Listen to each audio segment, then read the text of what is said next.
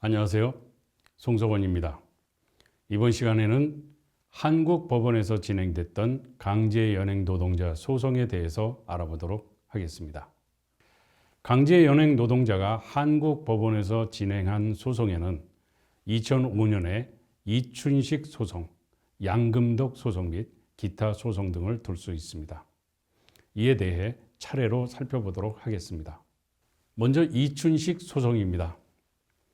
여운택, 신천수, 김규수, 그리고 이춘식 등 네 분이 2005년 2월 28일 서울중앙지방법원에 신일철 죽음, 신일본 제철을 대상으로 손해배상을 청구하는 소송을 제기했습니다. 이 가운데 여운택 신천수는 1997년 일본 오사카 법원에 소송을 했다가 2003년에 패소한 경험이 있습니다. 패소 결정 이후 2년 만에 한국 법원에 김규수, 이춘식 등과 함께 소송을 제기한 결과가 되었습니다. 청구 내용은 기본적으로 1인당 1억 원의 손해배상을 청구하는 것이었습니다.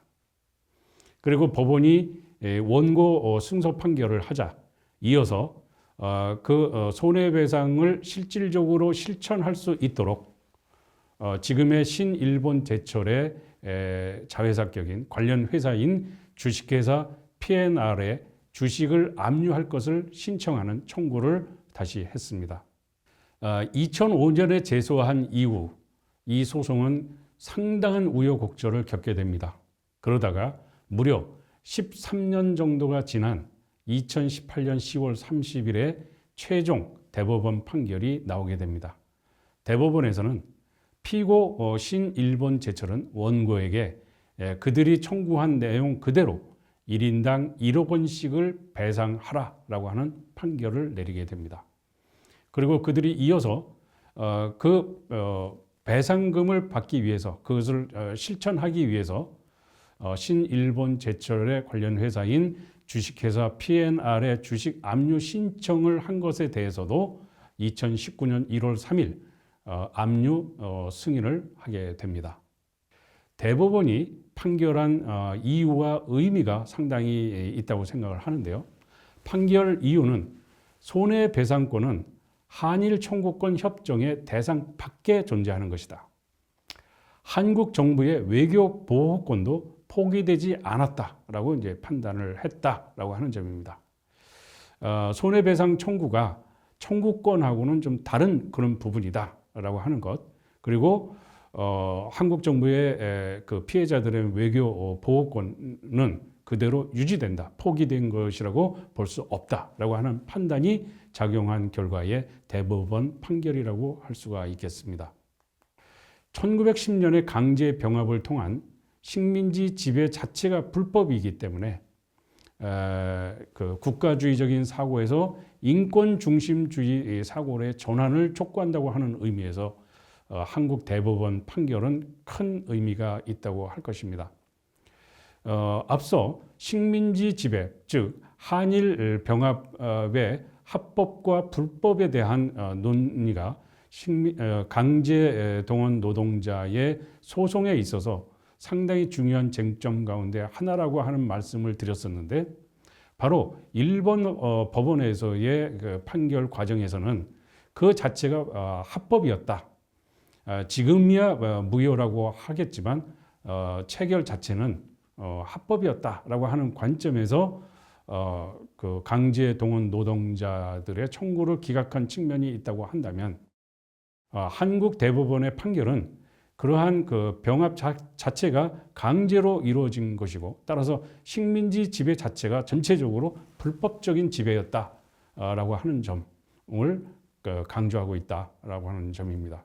또 하나는 그동안 강제 동원 노동자에 대한 소송에서 너무도 국가 중심적인 국가주의적인 사고에서 강제 동원 노동자 문제를 법적으로 심판하려고 했지만 이제는 피해 노동자의 입장에서 그의 인권을 중심하는 입장에서 새롭게 접근해야 될 필요가 있다고 하는 점을 굉장히 극명하게 드러낸 그러한 판결이었다라고 하는 점에서 상당히 큰 의미가 있는 그런 판결이라고 하겠습니다. 그리고 이것은 한국과 일본 사이에 강제 동원 노동자와 관련된 문제뿐만 아니라 그래서 한국과 일본 간의 외교적 법적인 그런 문제 차원에서 머무르지 않고 인류 보편적인 측면에서의 어떤 그 소송 과정에서의 피해자의 인권을 중심으로 사고를 해야 된다고 하는 점을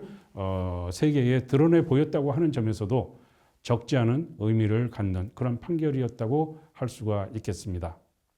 이 판결의 영향이 적지 않았는데 강제징용 피해자들이 일본 제철, 신일철 죽음인데 여기에 국내 재산 매각에 대한 매각 명령을 신청합니다. 그러니까 P&R의 주식을 압류할 거를 요청하게 되고 압류가 받아들여지게 된 상태에서 그것을 조속히 매각을 해서 현금화하는 그런 절차에 돌입을 하게 되는 것입니다.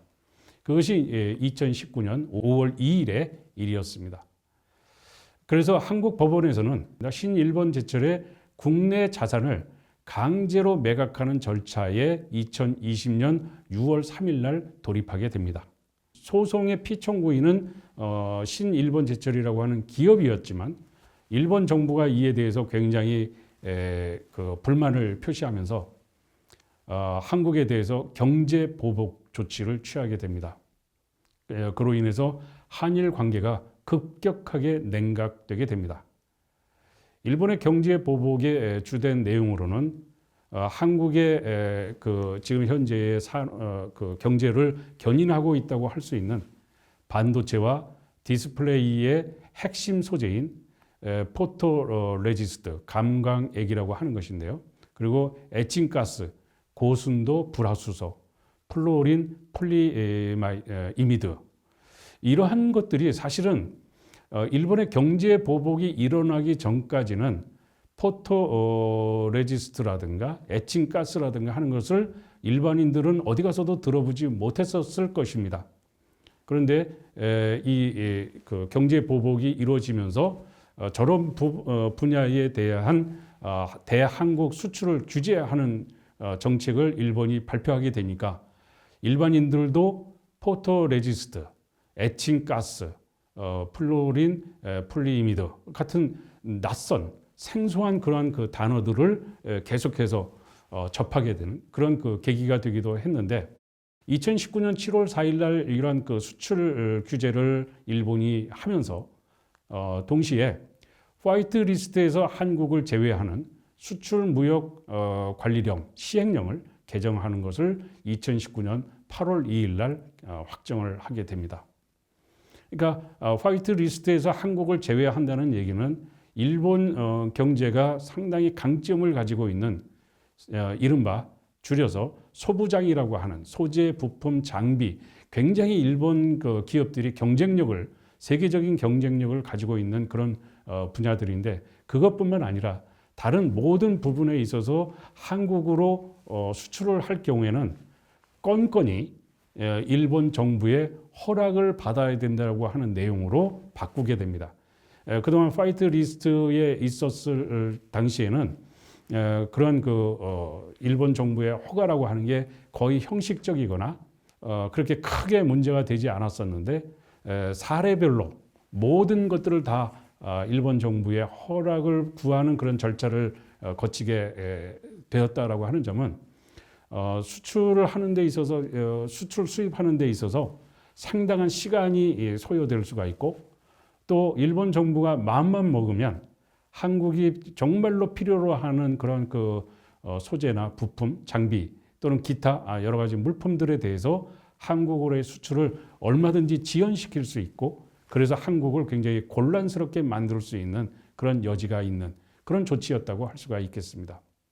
그렇게 되니까 한국도 일본을 한국의 화이트 리스트에서 제외하는 대응 조치, 맞대응을 하게 됩니다.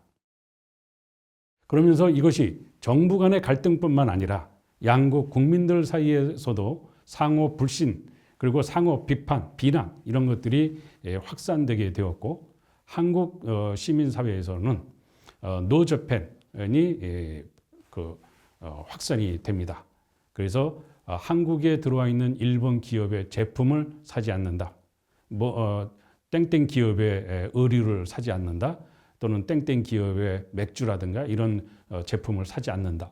등등 일본 제품 불매 운동이 광범위하게 확산이 되고 일본에 방문하는 것이 마치 당시에는 매국노인 것처럼 이렇게 여겨지던 그런 상황이어서 불효불급하게 꼭 일본에 가야 하는 그런 상황이 아니면 일본에 가는 사람들의 숫자가 급격하게 줄어드는 그런 현상이 벌어지게 됩니다.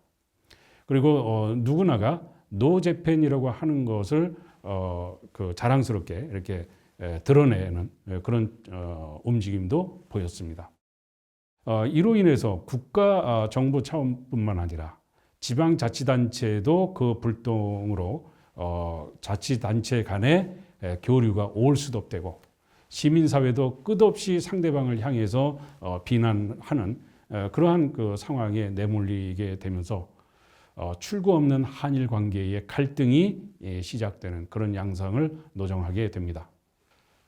한국 외교부는 이러한 문제를 어떻게 해서든 타결하기 위해서 그 법원이 자산 매각 절차에 들어간 상황 속에서 일본과의 관계를 중시해서 자산 매각을 다소 보류해 줄 것을 2022년 7월 26일 날 법원에 요청을 합니다. 이런 단계에서는 이제 한국과 일본 간의 한일 관계라고 하는 차원에서 이 대응을 둘러싼 국내 정치 세력 간의 갈등의 양상으로 또 바뀌게 되는 그런 측면도 있다고 할 수가 있겠는데 일본 기업의 국내 자산 매각 보류를 요청한 이후에 한국 외교부는 2023년 3월 6일에는 제3자 변제안이라고 하는 안을 밝히게 됩니다.